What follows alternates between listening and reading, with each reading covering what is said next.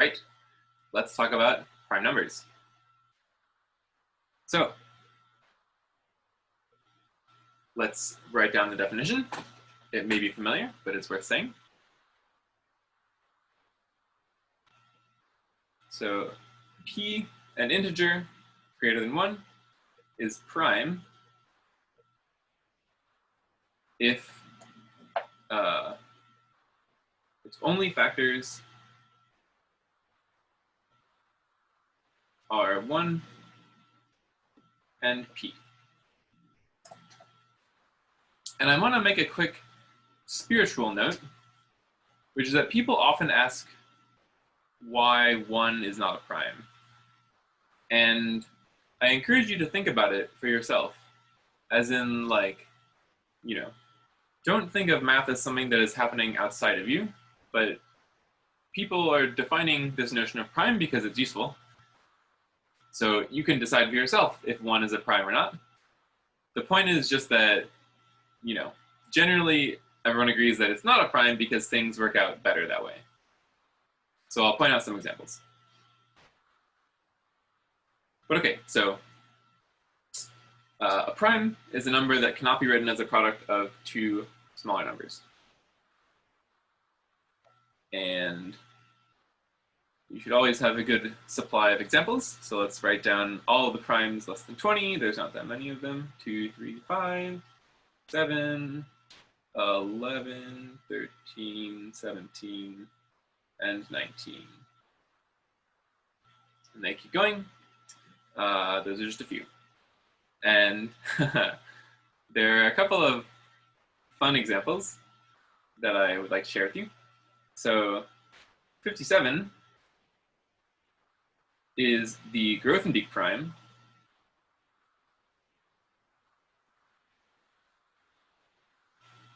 And it gets this name because there is a very famous mathematician named Alexander Grothendieck who famously mistook 57 for a prime and made a huge fool of himself. As you can easily see, 57 is 3 times 19. So it is not prime. And similarly, 27 is the Terry-Tau prime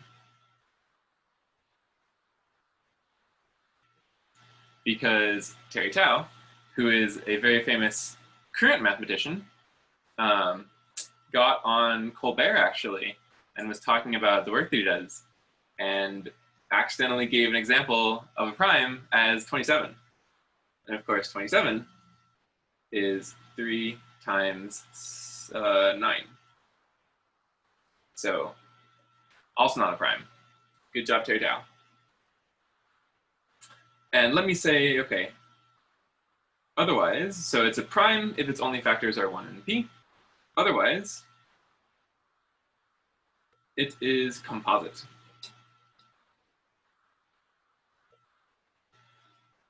So these numbers, in particular, are composite. Despite famous mathematicians accidentally saying they are prime.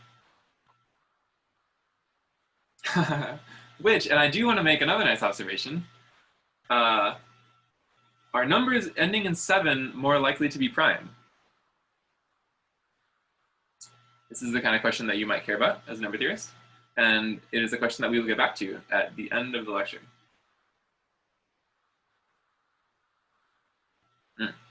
So, a very important thing to know about primes is called the fundamental theorem of arithmetic. Fundamental.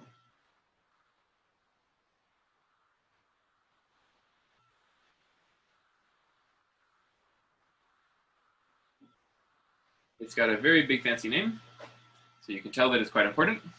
And it is basically unique prime factorization. So every integer greater than 1 has a factorization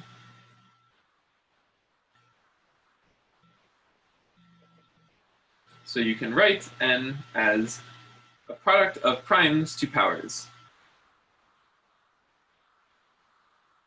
Let me use a different thing, k. Okay.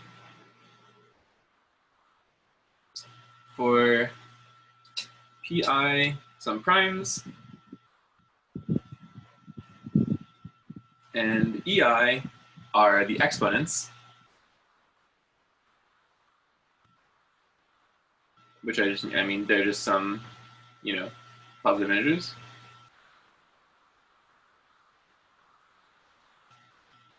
Okay, so every positive integer bigger than 1 has a factorization like this, as a product of primes to powers, and this factorization is unique.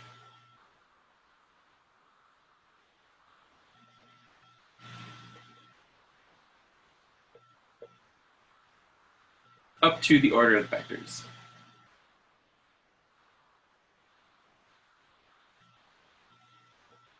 So the only thing you can change and keep your integer the same is just to rearrange the primes.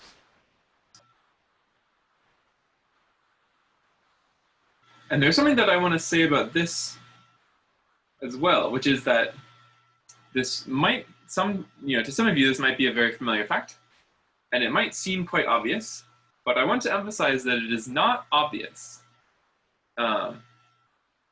We may end up proving it at some point in the next couple of days, depending on how my preparation goes.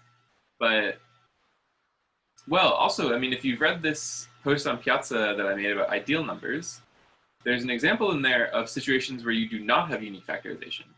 So you can have things very much like the integers, where unique factorization actually fails. So this theorem is not obvious. It's fairly simple. It's not super hard, but it's definitely a non-trivial and important thing about the integers. And let's give some examples of this. And I want to give some nice examples in the context of, if anyone is familiar with contest mathematics, it's very useful to know the factorization of the year, because contest math, they like very much to give you problems where the year, is some part of the problem. So like math contests this year will have problems where 2020 appears in some way. So it's good to know how the year factors, because that's going to be useful to you on all the math contests that you're doing. So let's run through some of those. 2017 is prime. So that is its prime factorization. 2018 is 2 times 1009. So those are its 2 prime factors. 2019 is 3 times 673. Lots of nice big primes in here, 2020 is 2 squared times 5 times 101. And 2021 is 43 times 47. So these are some good examples. If you have a prime, that is what its factorization looks like. You can have things like this, where you're a product of 2 or more primes, and you can also have things like this, where you're a product of primes, some of them to a power higher than 1.